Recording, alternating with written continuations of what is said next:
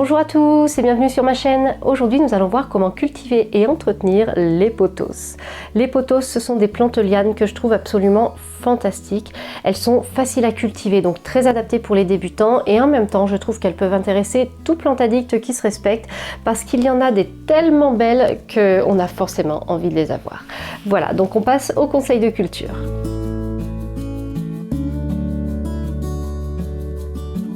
Le pothos apprécie une bonne luminosité, mais en réalité, il va aussi s'adapter à un emplacement bien plus sombre. Donc c'est une plante que vous pouvez placer à peu près où vous voulez. Il y a cependant une spécificité avec les pothos à variegation, comme le pothos Manjula ou bien encore le pothos Enjoy que voici. Ces plantes-là ont des variégations blanches, c'est-à-dire qu'elles ont des parties des feuilles qui sont blanches. Alors le problème, c'est que dans ces parties blanches, il n'y a pas de chlorophylle. Donc ces pothos-là vont avoir besoin d'un maximum de lumière pour avoir une bonne croissance. Cependant, attention, pas trop de lumière non plus, parce que sinon les parties blanches peuvent facilement griller s'il y a du soleil direct. Donc pour cela, une bonne luminosité, mais au minimum un bon voilage pour tamiser.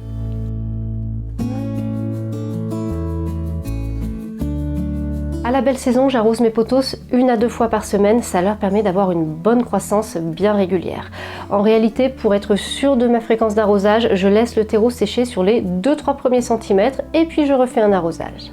En hiver, je lève le pied. J'arrose 1 fois par semaine, grand maximum, et plutôt 1 fois tous les 15 jours, voire 1 fois toutes les 3 semaines. Ce que je fais en hiver, c'est que je laisse sécher ma motte avant de refaire un arrosage, et je ne fais surtout pas de bain en hiver, j'arrose simplement par le dessus. Il y a une petite astuce arrosage pour les pothos à argenter, ils ont tendance à avoir les feuilles qui s'enroulent sur elles-mêmes lorsqu'ils ont soif. Donc soit vous régulez les arrosages avec une fréquence qui leur convient, soit si vous voyez ce signal, sortez l'arrosoir et mettez-leur un petit peu d'eau.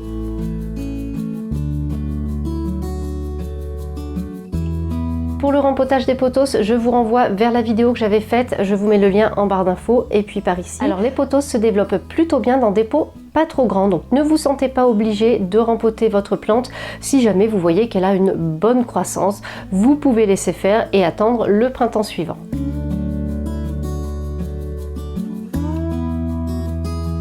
Vous pouvez laisser vos pothos en version retombante, c'est très joli, on a une cascade de feuilles, c'est magnifique, ça habille bien une étagère ou une suspension. Ça marche très bien avec certains pothos comme le Marble Queen par exemple, le mien. Il se plaît très bien.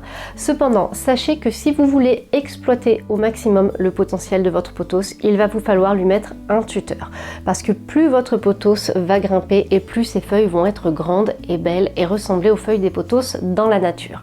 Donc vraiment là-dessus, vous avez le choix, vous faites comme vous préférez. Si vous tutorez votre pothos, n'hésitez pas à fabriquer un tuteur avec de la sphaigne. Si vous pensez à l'humidifier régulièrement, votre liane va créer des racines aériennes qui vont contribuer à hydrater la plante et donc à avoir une plante en bonne santé.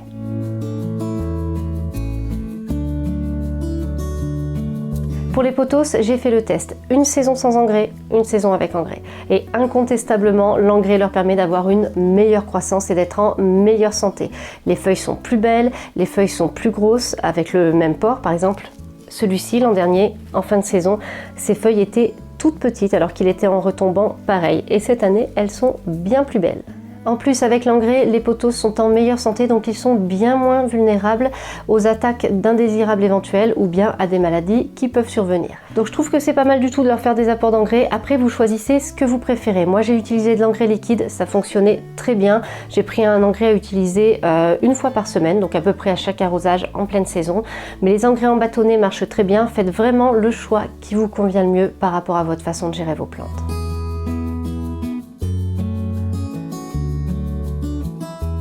Le pothos pousse en liane, vous le voyez, donc les lianes s'allongent. Des fois, c'est trop long pour nous, ça nous gonfle un petit peu et en plus, le pied peut être dégarni à force. Donc n'hésitez pas avec cette plante merveilleuse qui pousse très vite à couper quelques lianes pour regarnir le pied de votre plante.